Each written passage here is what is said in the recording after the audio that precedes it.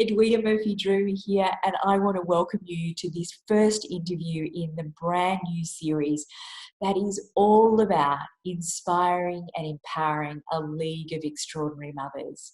In this series, we are on a quest to add a little extra to the ordinary by unlocking your passion, compassion, humour and style. And I cannot think of a more perfect mum to have on this series or to kick off this series than Denise Duffield-Thomas. Denise is an award-winning speaker, an author, and an entrepreneur who supports women to change their not-so-great money stories. Her best-selling books, Get Rich, Lucky Bitch, and Chillpreneur, give a fresh and funny roadmap to a creative and outrageously successful life. Welcome, Denise, and thank you so much for joining us today. I'm so excited for this conversation. Oh my God, me too. Thank you. And it's really nice. I do a lot of podcast interviews, but mostly overseas. And it's so nice when we're on the same time zone. Yep. I get very excited when I find Australians to include in this show.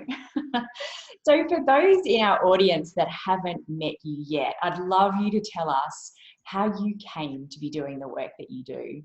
Sure. So I'm a money mindset coach, which means that I help entrepreneurs, mostly women, to deal with their money fears, their fears around pricing, their fears around charging full stop, and really help them create abundant, thriving businesses by becoming friends with their money. A lot of people tell me that they didn't realize they had money blocks until they read one of my books. So my books are called Lucky Bitch, Get Rich, Lucky Bitch, and Chillpreneur is my most recent one.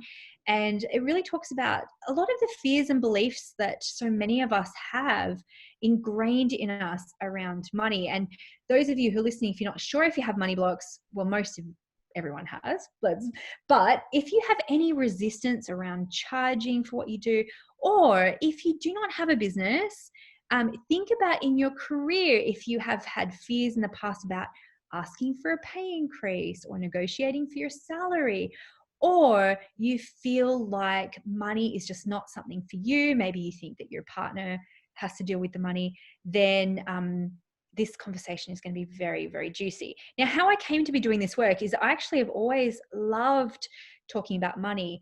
And I started off as a life coach, then a business coach. And I realized that a lot of the people I was talking with had these fears and beliefs about money. And I decided to niche into that so I could really help people, but really help women become more financially independent. I think it's super important. It's a very personal passion of mine that all women have enough money to be, do, and have everything that they want. Yeah, I know that I was very fortunate to grow up in a fairly affluent family, but my dad always almost patted me on the head. It's like, it's all right, you'll find somebody to look after you. And that really stayed with me for most of my adult life until I managed to get my own business up and running. But that, that feeling of being financially independent didn't happen until I was in my 40s. It's a really common story. And I think for women of our generation in particular, we don't have very many role models around money. Many of us didn't have mothers who worked full time, and probably grandmothers who didn't work full time. I know my grandmother was very entrepreneurial, but she was stuck in lots of ways because she couldn't earn her own money. She probably couldn't even get a bank loan for herself. So I think one of the reasons why we have to be really compassionate with ourselves around this is that it's pretty new for women to make our own money. It's only really a generation or two. So let's, give ourselves a break around it. But also, I know so many of your audience are mums, most of your audience are mums, right? And so it's like, we have to do this for the next generation of, women and boys too. But so it's not like we don't pat our kids on the head and say, don't worry, you'll marry a rich man. Probably none of us are saying that to our kids, but we're showing them with that actions that money still isn't necessarily for women. Yeah, I think that's a really big conversation. My eldest son is doing engineering, and I think in a room of hundreds, there's like 7 women doing engineering. Wow. And that blew my mind because I thought we'd moved a lot further away from that sort of disparity. So what is a money block? That's going to be a really new term for a lot of the mums listening. Can you give us some examples of what that looks like? Sure. So a money block really is, it's a fear, a belief, a story about money that is holding you back in some way. And a really perfect example of this is most of us have the same first interaction with money. You know, like 99% of us have the exact same first interaction with money. And it's when we go to touch money for the first time. Of course, we go to put it in our mouth and we're told, don't touch that. Money is dirty. That is our first interaction with money. And of course, we don't mean it when we say it to our kids that money is this evil thing. That's not what we're saying. We're literally saying, hey, don't put that in your mouth because we don't know where it's been. But if you think about how symbolic that first interaction is with money, and then you think of what all the other things that came from that, of seeing rich people portrayed in TV and movies, maybe you didn't even know a woman who made her own money. And so we build on that. Money is dirty. Money is something that's not for me. Money is complicated. Money is a man's thing. And money is not for me. And then when you couple that with just gender stuff that we're all taught, you know, a lot of women are taught to share more than boys are. So when it comes to then earning money, we can feel very guilty about earning money and have very conflicting feelings about money. And a lot of guilt comes up when, you know, your kids want something and you spend money on them, but you can't spend money on yourself. So it's just a very normal conversation. Anything that you have conflicting or resistance or bad feelings about money, that is a money block. And we all have them, no matter how much money you have. Yeah. Yeah. I think a lot of, I know from my experience, a lot of the mums that I talk to that find themselves getting divorced and having had no kind of real idea of what was going on in the money states and suddenly finding themselves having to be responsible. There's a big shift in having to address some of those money blocks there. So how do you look at you know, what are first steps in addressing these ideas? So one thing that I get people to do in my money boot camp in the very first week is we do an inventory of all of your money memories. And I've got a lot of prompts there because sometimes people go, oh, I don't know, I never thought about money as a kid. But then when you really look at it and go, well, who earned the money in your family? And, you know, what fights did your family have about money? What sayings did your family have about work, about hard work, about how other people earn their money, about rich people, about poor people? And once you start looking at all of those things, you realize that you actually probably have a lot of stuff around money. You know, it can be very related to the culture that you grew up in. Some cultures are more patriarchal than others. So there's a feeling of, you know, men make the money and women don't. So once you do that inventory, most people can start to see some very clear patterns. For example, I meet a lot of women who really desire a more creative life. They want to start a side hustle. They want to start a business venture in a creative space. But they were told from a very young age that creative people don't make money.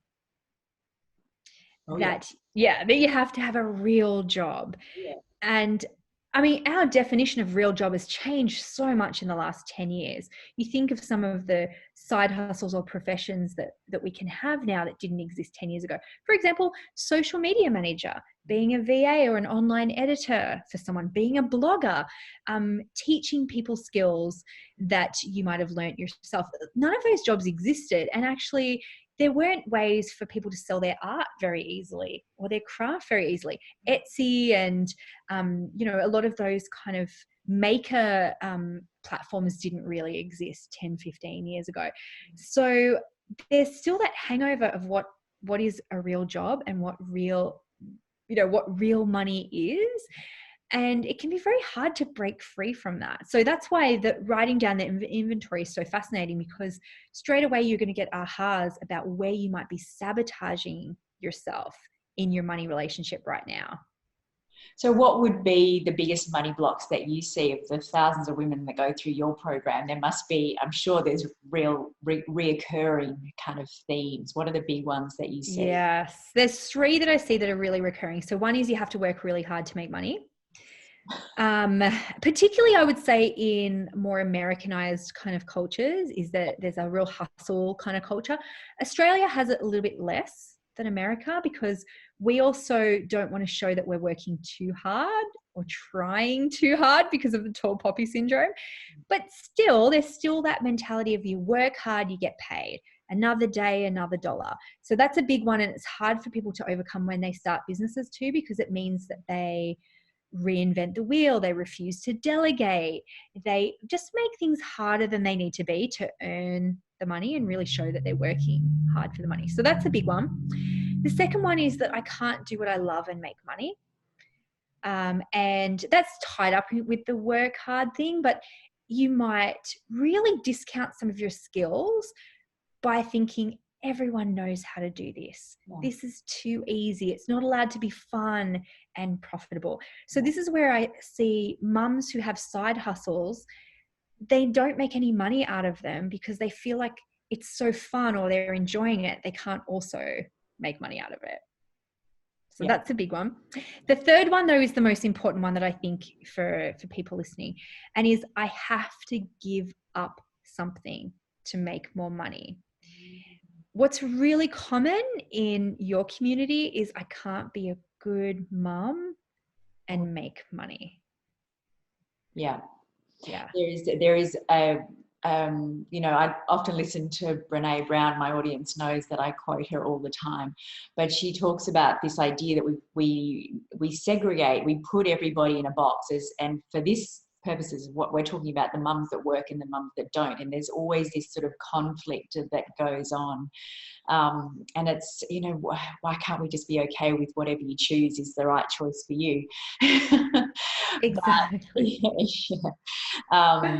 But yeah, you know, for the mums that are listening, this, you know, this knowledge industry is massive now, and there's so much room to create a business out of your passion, which your is passion, exactly. But it's, I think this thing of having to give something, and everyone's got their own, and you usually have a primary one and then you have a couple of other ones. So, and we often think of it as this pendulum, right? So you might have had a really great but intense corporate job, but you had to quit it because you wanted to have kids or your health failed, right? So then anytime you get to becoming successful in your business or in another field, it feels like, oh no, I'm going to have that thing happen again. I'm going to burn out or I'm going to lose something. So the most common ones are being a good mum, money, relationship and money. So it's like I can have a good relationship or I can have money, but I can never have both. I can be a good person. I can be a good sister. I can be a good friend. I can be a good environmentalist. I can be an ethical person or make money. I can be down to earth or make money. And so it's really important to think about what it is for you. Some people, it's a health thing, a weight thing, you know, a relationship thing, a love thing, and it's really complex, but it's just when you start to get close to success in your business, whatever, and then it does go to crap sometimes because you are anticipating it and you sometimes sabotage it to prove that you cannot have both. So I think that's probably the most relevant one for mums. And so what do you do with that, right? Once you kind of go, oh my God, I've got one about working hard. I've got one about, you know, I have to give something up. What do you do with that? So I think just the awareness is 80% of it. Like that's such a big part of it. You go, oh, of course. Like my dad told me at 8 years old that I'm not allowed to do anything creative and I'll fail if I do. So of course I sabotage my business. Of course I procrastinate writing that book. It makes total sense. The second thing you can do though is create a pattern interrupter. And this is something to stop that thought in its tracks. When you remember it and go, oh, creatives can't make money. Hang on. No, that's not true. So there's a couple of things I recommend. I love emotional freedom technique. And this might be totally new to your audience, but it's called tapping. It's such a great thing to teach your kids to deal with their fears and anxieties. And it's so easy. It's a thing that you do on your face while you tap and you say a mantra. And I won't go into it too much unless you want to, but you can go to YouTube and put in emotional freedom technique, and I'm sure Edwina can put a link. Yeah. That acts as a pattern interrupter to stop that thought. Then the third thing you can do is create a new mantra that is going to be your new belief. Yeah. And if a great one is I serve, I deserve. Yeah. I serve, I deserve. And this is a great one for mums in particular, because you're giving all the time. And if you don't receive, you are going to get burnt out. You're going to get resentful, martyred. You're going to feel angry with everyone in your family. And you're not going to have any energy to create beautiful things that you want to create. You won't have any creative energy left. So I serve, I deserve is a really great mantra that everyone can write down and put it where you can see it. So you know you have to take care of yourself in order to take care of other people. Yeah. Yeah. It's been interesting in all the interviews that I've done that there seems to be a divide between, and people that I hugely admire are saying both. Some people say you can't have it all. Pick what you want. And some are like, of course you can have it all. So I feel like that's definitely a money block conversation as well. You know what? Here's my philosophy on that, right? Is that you can have it all, but you have to delegate as well, right? You have to make some choices. I don't clean my own house. Yes. That is a choice I make. So I can have a clean house and I can have a business, but that's not going to happen by me doing both of those things and all of those things at the same time. So if we can embrace help, delegation, outsourcing, then we can have more than we think we can have. We can have more than our mums had, for example. I'm making a note here because I remember I read, I think it went viral, you wrote a blog post about that, and I'll put a link to it so that people can read it that haven't caught it. But yeah. Well, yeah, because so it's called I'm a Self-Made Millionaire, and this is exactly how much help I have at home. Yeah. And I deliberately wrote it knowing that it would go a little bit viral, because it shouldn't, right? Again, a lot of men, it is assumed that they've got someone at home looking after their stuff. No one's asking men how they juggle the laundry in their career. And yet they're asking us all the time. And I am not saying to everyone that they have to outsource to the level that I've outsourced to. It might not be in people's budget or their desire, but I don't want to pretend that I'm doing it all myself. Yeah. I don't want to pretend that I'm making birthday cakes from scratch and running a multi-million-dollar business. Yeah. It's not the case. And so I just wrote it to be honest, but also hopefully to give people permission that it's okay to not do all of the things yourself. Yeah. Yeah, I think there is definitely an opening up of far more real conversations happening. It's one of the beautiful things that's happening. I'm enjoying watching Ashley Graham. I don't know if you follow Ashley Graham. She's just had her baby, and the way that she's sharing that journey is just beautiful. Oh, well, I'll have to look it up, because I knew she was pregnant. I didn't know she'd had her baby. But I love the fact that she's talking about it, because every time we do, we give another woman permission to maybe outsource something in her life that she doesn't like, or that stresses her out, or doesn't make her money. And I remember this article, and I wish I could find it, but it was one of the most successful CEOs in the world. And she was a lady from an Indian background. And her mother would tell her, I don't care how successful you are, you're not too good to clean the house, and would shame her about outsourcing, cooking for her family and things. And I know there's some cultural stuff at play, and I think it's so fascinating hearing different people's cultural money beliefs. But it just reminded me that, as women, we are expected to do all the things for everybody all the time. And I just want to tell people that they don't have to. It's okay. It doesn't make you a less great mom. It doesn't make you a less great entrepreneur to not do all the things for all the people. Yeah, absolutely. Oh, there's so much conversation to be had around that. Yes, there is.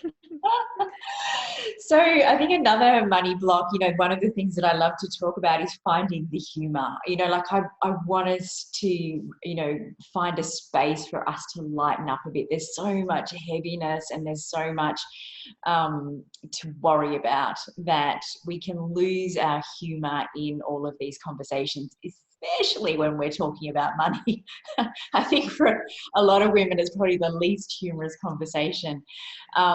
So how do we shift that money block around the idea that it has to be really hard work and strenuous and difficult, and bring a bit more lightness to it?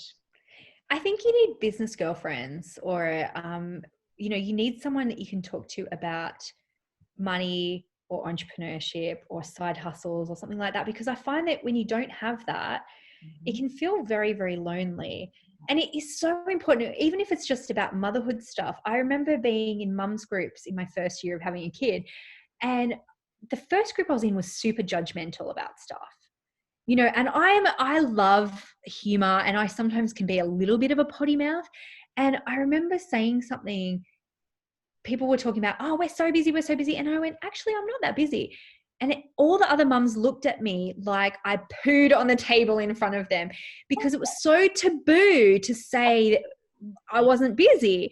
Yeah. And so it's so important to find your like-minded friends. Like, I've got friends who I'll sometimes text and say, God, my kids are such assholes. And they're like, yeah. And it's not that we don't love our kids, but you need friends like that you can have those silly conversations with. And similarly, I've got friends in entrepreneurship that I can go, oh my God, I hate all my clients. And they're not going to shame me for it. And we can laugh and talk about, like, oh my God, someone just wrote me a 1-star review. Please read this and laugh with me about how silly it is. And so there's humor in community and in sharing those experiences, because God, being a mom is so hilarious. Like, my 3.5-year-old son, I was in the shower this morning and he took off all his clothes and just rubbed his penis on the outside of the shower. And I was just like, this is so hilarious and so gross, but like, you need to be able to share that stuff with somebody. Oh my gosh, yes. I've got 1,000 of those stories. They're so good. They're so good. And I think that, that community and having like-minded other mums to share those stories with, it's about sanity. I mean, the humor comes into it, absolutely. But oh my gosh, you can lose your marbles if you're not. Yeah. And honesty is a part of that, right? I didn't know that having a nanny was a thing. Like, I just didn't know that was a thing. And I remember thinking, I can't have a nanny. All my friends from home would think, oh, I'm such a fancy pants person. And then my friend was like, no, having a nanny is not that big a deal, And I was like, oh, really? And so I feel like we've just got to be honest with each other about the challenges, but also the tips and things that we're learning about motherhood. Like, I've got a friend who had her kids 2-3 years ahead of me. And sometimes some of the tips she would give me, she'd be like, that's okay. You can do this. That's fine. You can half-ass that. That's going to be okay. And that was so reassuring to me. So whether it's about business or motherhood or money, that honesty is like one of the best gifts we can give each other. And one other thing on that too, actually, I remember one time my kid was sick and I had to cancel a podcast interview. And the first couple of times that happened, I'd be like, oh, something's come up, because I didn't want people to think I was a flake. Yeah. So I'd rather say, like, I don't know, something bad happened, or that, I didn't have internet or whatever, rather than say my kid is sick and I've got to deal with that. So when we can be honest with each other, and I've had people say that to me, I'm really sorry I have to cancel the interview. And I'm like, honey, we have to support each other around this, because motherhood is tough. Yeah. And if we can't be honest with each other and say, hey, my kid's sick, that's not making us flakes. We're just being honest about the juggle and not pretending that we've all got it together and we're all perfect mums behind the scenes. Perfection doesn't exist. If we could all just grab onto that and understand that bit, oh my gosh, it would lighten a huge load. It just doesn't exist. It doesn't. No, it doesn't. And we don't need to. You don't need to be perfect. You don't need to be a perfect mom. You don't need to be a perfect in business. I half-assed effort is totally okay. Yeah. I'm not going to tell my kids that, but maybe I should. Well, my husband's away at the moment, and he's definitely more of a perfectionist than I am. He makes sure that the excursion notes are signed, and he remembers all of that stuff. And the first night he was away, I was like, guess we're having McDonald's drive-through for dinner. And I am not perfect. And the first couple of years of motherhood, I do interviews in the car with a sleeping kid in the back, and I try and pretend that I wasn't like at the McDonald's car park. And now I'm like, I'm at McDonald's. I've got old McDonald's nuggets in my car. Yeah. I know it's not the best thing. It doesn't happen every day, but hey, it's real. My kids have been fed. End of story. Tick. Exactly. We don't have to explain any further. They've been fed. They've got water. They're all alive. They're all kicking. We're good. Exactly. Although my oldest, she's a real rule follower. So if that happens, then the next day she'll go, "Mummy, let us stay up and watch TV." And I'm like, Daddy doesn't need to know all the details. Good job on Mummy. He does. Remember he came back from a business trip one time and she was like, "Mummy ate all my chippies." And I was like, that was like a week ago. Yeah. There's something about oldest. I've got 4. There's something about the oldest child. They have to keep the rules and keep everybody, kind of in line and be the authority. And I love it. Yeah. I'm the youngest. That's funny. So with all this knowledge around money blocks, do you still have money blocks? Yes. Oh, I'm so glad you asked me that. Yeah. So this conversation around money, right? There's multiple layers to it, And so I continually find either new stories or new layers to old stories. And let me explain about that. So one of my recurring kind of money fears is that if I make more money, I won't be down to earth and people won't like me anymore. So I had this right at the start of my business when I was earning no money and I was wanting to charge like $70 for a coaching session. I was like, oh, people are going to think I'm so like out of touch and fancy. And then every stage of my business, it comes up again every couple of months, sometimes in new little ways. So I was like, oh, I can't take my business to the next level. People won't think I'm down to earth anymore. And then we built a house and I wanted to put in heated floors in the bathroom. And it wasn't even that expensive to do, but I was like, oh, I won't be down to earth if I'm too comfortable and too rich, and my kids will be so soft if they've never experienced like getting out of a shower in winter and having cold feet. And so that's my recurring one, right? And that will probably stay with me forever. Even though I earn a ton of money now, I still think, oh, but this can't earn any more because then I won't be likable. It came up for me too when I lost weight after my last baby. I was like, I can't be rich and be at my ideal weight. Then I will really not be down to earth and humble. So everyone's got their own little thing. And what's fascinating is you think you cured it in one area and it will come up in another area. So I feel fine about charging for stuff in my business. Yeah. But then my kids started to get a bit older. So people started asking me to do speaking gigs. And I was like, I can't charge for speaking gigs. That's just standing on stage talking to people. Can't do that. And so I had to do the work again.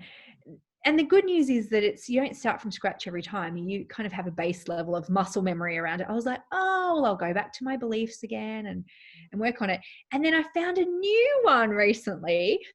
So I have my money coaching business, but I also own a property that's a rose farm. And we're turning it into a wedding venue and putting a cafe there and things like that. And so people have been asking me, well, can I have my event there? Can I do a workshop there?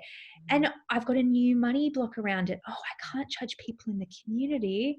I can't charge people in the local community for coming to my rose farm. It has to be free and for the community. So even though the money figures are actually less than I charge in my actual business, it's still the same thing. People won't like me anymore if I don't let everybody come to my rose farm. If I'm too expensive, it's not fair. So, I mean, I've been doing this work for over 10 years. I still find new layers to it every single day. So yes, I have a ton of money blocks still, but I earn a lot of money. So money doesn't cure money blocks, if that makes sense. Yeah. Having this conversation, I've had an idea about what money blocks were, but it just is opening up how deep the layers are. It's interesting. Definitely. And And when you said yeah.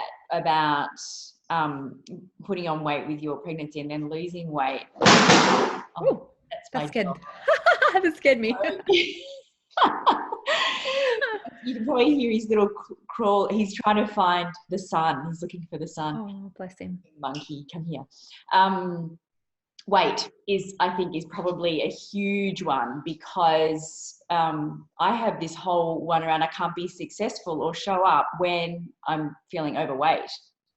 There's such a big tie to that only slim and perfect, fit and healthy is worth It's a being good one, seen or right? being successful. That's a big one. Which is a fascinating thing, because if you were to line up the top 100 successful men Oh in yeah. the world, right? Yeah. They're not Yeah. the lookers of the world. Let's face it, right? They're not the supermodels of Yeah. the world. But yet, for women, we do have that thing of, well, I'm not going to get photos for my business until I've lost that last 10 kilograms. But it seeps into other things. I can't write my book. Yeah. I can't show up. I can't create that networking group that I want to create. I can't be on video until I'm at the perfect weight. And we're really often waiting for that. We're waiting for it to be the perfect conditions. Yeah. And which is weird, because money has got nothing to do with weight. But I've got a really interesting insight on this, and maybe it will spark some things for other people. I was always a real overeater as a kid, and so I did have a bit of extra like puppy fat, as a teenager, and that went into my 20s. And when I really looked at my money memories and to see if there was anything around that, I remember about age 6 hearing my mum talking to her friend about money and saying, I don't know what I'm going to feed them this week because money's so tight. Oh. And so I made a decision. If there was food, I was going to eat as much of it as I could, because I didn't know when there would be more food. And even though I grew up in housing commission, my mum was always on welfare. Like, we were never, starving, but there was just a scarcity of resources. There wasn't always an abundance of what we wanted. And so I really had that relationship of like, there's feast and famine. Yeah. And my money was very similar. If I had money, I would spend it. Like, I'd be like, well, there might not be any more money, so I'm going to spend it. And it would be that if I was being paid weekly, on the day before I got paid, I would spend every cent in my bank account, because it was just that weird feast or famine thing that was related to my food and related to my money. And so sometimes when you look at one issue, it might unravel a related but seemingly unrelated issue, if that makes sense. And so even though you can be as fat as you want and be rich, right? Like, you can be as rich and as skinny as you want, or everything in between. It makes no difference. But it's the stories we tell ourselves about what a wealthy woman is supposed to look like. And therefore we keep that barrier between us and that version of ourselves. Yeah. Yeah. I think that's a really big one. That's a really big one, especially when we're talking about that idea of, building a business that is online, that involves Facebook or Instagram, or, and showing up. That can be a big conversation that just kind of will, like, when I get this together, then I can do that. But then we just put our life on hold, don't we? It turns into... We do. And actually, if you think about it now, 10 years ago, when blogging first started becoming a thing, Yeah. I think there was a bit more pressure for people to be more perfect, because, people might not have ever seen a wealthy person in real life, right? So it's very much, it was a TV kind of movie, kind of perfect culture. And then suddenly there would be bloggers that would pop up who were plus size, like Nikki Parsons from Styling You. She revolutionized fashion. It doesn't feel revolutionary anymore that someone who's a size 12 to 14 can wear beautiful fashion. Yeah. We just take that for granted now. Thank you for people like Nikki for really normalizing that. Yeah. But people actually want to see diversity. They want to see women of all shapes and sizes living their best life. We want to see women of all shapes and sizes wearing bikinis and playing with their kids and showing up and having, wearing makeup and wearing beautiful clothes and having great hair and going tap dancing and learning new skills and all of the things. that is the secret to success for people who are online now, is diversity. Oh my gosh, yes. Yes, and showing up as you are. Yeah, I can go back to Ashley Graham. Not Yes. exactly that, but when I had my eldest son's 20 now, but I can remember seeing photos that were taken of me in hospital when I was feeding him. He was brand new, and I wear a 10-eye bra. I've got big boobs, and when my milk came in, and I was looking at this little head and this huge boob, I was like, that's not what it's supposed to look like. I felt like such a freak and so ashamed that I never even wanted to look at those photos, let alone show anyone else. And now we've got one of the top models in the world, Ashley Graham, and she's exactly the same. And she's just like, and I'm looking at that, like I'm about to turn 48, and going, oh my gosh, looking at Ashley, that is beautiful. And it's made me feel, or 20 years down the track, it's made me feel like, oh, maybe I'm not a freak. Maybe it's all right. So that people showing up with that diversity, and we've all got these different things to bring to the table, and it just makes everybody feel normal.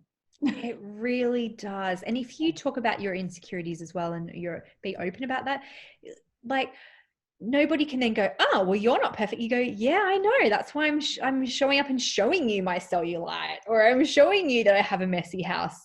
And it's almost like outing yourself is so liberating as someone who's imperfect. And it's actually so inspiring and so reassuring. So that's a real gift you can give yourself, can give your kids, and give your audience if you aspire to build an audience. And there's a real connection in that. I think when I first had my kids too, I was so grateful for Facebook, because that was my link to the outside world, and seeing, what I was going through. That was, a normalized experience, and you can find groups that will fit any life that you want for yourself. You can find that now. Thank you to the internet, instead of having to just, be friends with the mums in your town who might not have the same values as you, or might, value different things. So that's a real gift you can give your community. Yeah. And I think it's one of the biggest gifts we can give our kids, is just understanding that everything goes. As long as we're being respectful, loving, beautiful human beings, the rest of it's just like, do you? With a house full of teenagers, oh my gosh, if I could just get that into their beautiful brains, that they're absolutely deliciously perfect exactly as they are. Maybe they could bypass the 20 years post-school that I spent hating on myself for not fitting into some neat little box that I was never going to fit into. Oh my God. For me, a real game changer was reading You Can Heal Your Life by Louise Hay. That I found that probably in my late 20s. And I spent the same thing, in my 20s, going, I'm so fat. Oh my God. I look at pictures, I'm like, you were not fat. Like, you were not, you were perfect. And I love now that there's a movement of like beauty at every size and health at every size. If I had seen that, oh my God, it would have been so empowering for me, as a young person, as in my early 20s. But reading that book, and the message of that book is, self-love is the answer to heal your life. She gets you to look in the mirror and say, I love you. I approve of you. I accept you. And to say that to yourself, I love you, I accept. That's actually what I teach my kids more than anything else. We do that before we go to bed. Is we do tapping. We say, I love and accept myself. I love and accept my body.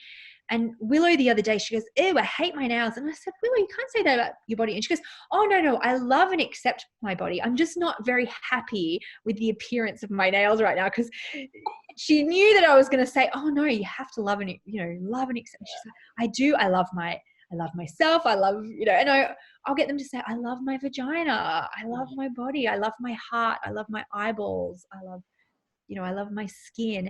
And this is so, so important, especially, for diversity as well, for kids to realize there's so many different ways of being. And for us as mums, we have to role model that too, that we can love ourselves at our current weight. Yeah. We can love ourselves at our, our current circumstances. And it's okay to also set goals for more. And it's that contentment, and also it's okay to want more. Yeah. And I think until we do get that piece of we get to love ourselves exactly as we are right here, right now. Because until we get that piece, and it's really hard to move on to the next one because we're not treating ourselves with love. So if you don't love this person, why would you invest more in them or take better care of them? Or so we get to love ourselves right here, right now, without any changes. Absolutely. And you can do that in so many ways. You know, it's the small things I think are the bigger, you know, sometimes we talk about the self-care things. But it's like, give yourself the chance to finish your cup of tea as well, you know, and use your teacup, and allow yourself to have someone who comes and cleans your house for you. You know, that's self-care, I think, for a lot of women, is allowing yourself to be taken care of. And if you can't, here's a couple of tips for those listening who are just cannot receive right now and they really struggle with it. Start by receiving a compliment without deflecting it. It's really good practice. It's really good practice. And then you can move on to bigger things. But someone says, I love your dress, and you say, thank you. That's really nice of you. And it will feel really artificial at first. And because you want to go, yours is great too, yours is better. Oh no, this old thing, it's crap. So it's a practice of receiving, and then you can receive other little things. And it's like, for example, if you're at a restaurant and it's like, oh, can I have a little bit more milk, please? You know, that's such a small thing, but it's really hard for some people. Your friend says, I'll get the coffee this week. And you go, no. And you always get it. Thank you. That's so nice of you. So if you can practice the little ones, then you can receive more and more and more, and, you know, more abundance in your life. But some of us think we have to like win the lottery and then everything will be perfect. But it's like, that's not your lesson. Your lesson is that you have to be able to receive a freaking compliment. Yeah, absolutely. Yeah. I feel like I've used up so much of your time, and I'm so grateful, but I've just got a couple more things that I'd love to touch on. Of course, we've got time. It's all good. So one of the things that I just love to encourage my mums to do is to, it's a bit like using that teacup. It's finding the things to wear, whether it's jewelry, whether it's putting on makeup, favorite clothes. What do you have that lights you up and makes you feel special, or is it really favorite item? And so I know that you have something with you. Can you share what that is and what I will. But before I share that, I want to say one thing that makes me really happy is the color blue. And so I've given myself permission to buy anything that I want that has blue on it, whether it's a really beautiful phone case, a really beautiful laptop thing, like all my clothes are blue, my sheets are blue. I'm in my bed at the moment. My sheets are blue, my pillows are blue, everything, like my towels are blue. Everything is blue in my house because that makes me feel really good. It makes me feel really calm and happy. But this is one of my favorite pieces of jewelry, if not my favorite. So it's a Thomas Sabo necklace. Oh, and it's beautiful. Yeah, it's called the Wheel of Karma, and it's the same on both sides, but one has got more shiny. I can't remember which ones. I think this one's the more shiny one with like the little kind of diamantes, and then this one's the more flat one. So why this is so meaningful for me? One, it's blue, so it makes me happy instantly wearing it. It's called the Wheel of Karma. Yeah. This particular necklace. And so it reminds me that this too will pass. Yeah. This too will pass. So if something bad happens, I know it's like only a matter of time before that passes. But the reason why this is even more special for me is that Mark bought me this when Willow was born, my first baby was born. And so we call it my baby medal, because from a very young age, I've told the kids that when I had a baby, I got a medal, just like when you have a marathon, you run a marathon. And so I'm like, well, this was my prize, like it's a medal to be like, you're a great mom, and like you're enough. Mm-hmm. And this is actually my second one. I left one in a hotel room somewhere, so I just literally just bought the same one, and I wear it every day. It makes me so happy. Yeah. Thinking about that trophy, and my trophy was stretch marks. That's worthy too. I remember just moaning about them, and then my kid's dad said, "It's like a trophy. Wear it with pride." I was like, "Oh, that feels better." Totally. I'm like, my obviously, having kids does a number on your boobs, but I love talking about things like that too, and just to say to kids, like, I breastfed you. I actually do it a little bit too much sometimes, because I'm like, I carried you for 9 months. I gave birth to you. You know, if I'm like, can I have a bite of your cracker or something like that? And they go, no. I go, I fed you with my body. And like, I talk about my boobs to her. I'm going, you know, like you can see that that's where, like, not in a bad way of like, oh, my body's so disgusting. But I think it's so great to talk about the fact that motherhood has changed most of us. And, you know, my motto for my business is babies bring abundance. Yes. And my one of my coaches, Jen Cudmore, before I had my second baby, I was telling her about how worried I was that it was going to like ruin my business and my ambition, and I wasn't going to have time. And she said, Denise, babies are born with a loaf of bread under each arm. It makes me sad. It makes me inspired to hear that, because she's like, they come with abundance that you don't even know. And it could be abundance of ideas, creativity, new sensitivity to the plight of mothers around the world, new opportunities to outsource and delegate, you know, and they bring their own energy. And so after she told me that, my shorthand for that was babies bring abundance. And every single one of my babies has like pretty much doubled my income, because I had to make choices. I had to set new boundaries. I couldn't do everything. So I became way more efficient in my life and my business. I had more discernment. And so I think that's a really good message to leave everyone on, as babies bring abundance. Yeah. I'm thinking of an abundance of flesh. That's that kissing. Yes, and love. And, you know, we were going to have a fourth baby and we decided not to. And so we're getting a dog instead. And so our new one is doggies bring abundance, because I've got some mindset stuff around it. I've got some fears around it, and, you know, of like, oh God, I'm not going to have as much freedom and all this stuff. And so we're getting our new little puppy on Wednesday next week. And his name is Albie. He's a little cavoodle, and he's so beautiful. And I can't wait to welcome him into our family and see what new level of abundance and joy he brings into our life. That talking to your kids about, you know, I fed you or I carried you for 9 months. What I say to my kids is, I baked you in my oven. That's beautiful. My, you know, 16, 18 and 20, the older ones, like, Mom, don't. It's like, why? You can't tell me to do that. I baked you in my oven. I get to. That gives me the right to do. I'm totally going to use that this week. Yeah. I know that you have a gift for our audience. And did you want to take a minute to tell them what that is?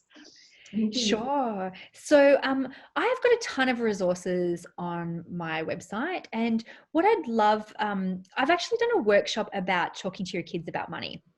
Oh. So yeah, so that's at, well, I can give you the link for it that you can put in there, but it's at my old site, which is my Lucky Bitch site, luckybitch.com/kids. And it's about a 15-minute workshop, and it was when I had my second baby, so I'd probably even have even more perspective now, but I was right in the thick of it. And it's when I started realizing some of the things, even as a money mentor, that I was saying to my kids that start giving them mindset issues around money. So yeah, go to that link. It's just a free workshop that you can sign up for, but it talks about that, you know, the best thing that we can do is work on our own money stuff, but there's definitely some stuff that we can do to not give our kids issues around money. I think that's absolutely priceless. Thank you so much. And I have loved this conversation. Thank you for being here for the time. Thank you. And I'd love if I love when people connect with me on Instagram.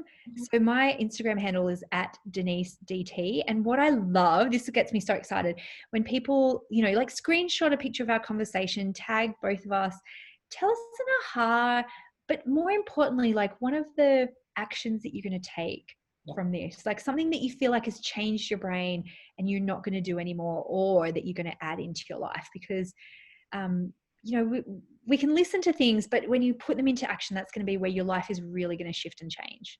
Beautiful. I'm going to give people the handles and all the bits and pieces that they can just click on to make it easy.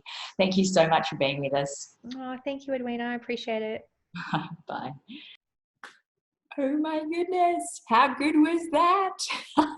As Denise said, let's keep the conversation going. Feel free to grab a little screenshot of any part of our interview, pop it on Instagram, tag us, Edwina MD and Denise DT, and let us know your favorite, your aha moment from the interview. But most importantly, let's keep the conversation going. It is so easy to just download podcasts and interviews and consume knowledge and inspiration, but actually fail to take action on it. So that is what I am really passionate about helping you with, the action taking piece. So head over to edwinamd.com where we're going to keep the conversation going. Let me know in the comments, what was a light bulb moment? I know I had lots, as Denise was talking, things that I had never considered were possible money blocks, just part of my story. But now I've got a different story in my head around what those things are. So what was one for you? Let me know. And while you're there, make sure you subscribe. And I will be sure to send you all the juicy bits and pieces, interviews, gifts, and so much inspiration to unlock your passion, compassion, humor, and style. Straight to your inbox. All right, that's it from me. Much love and bye for now.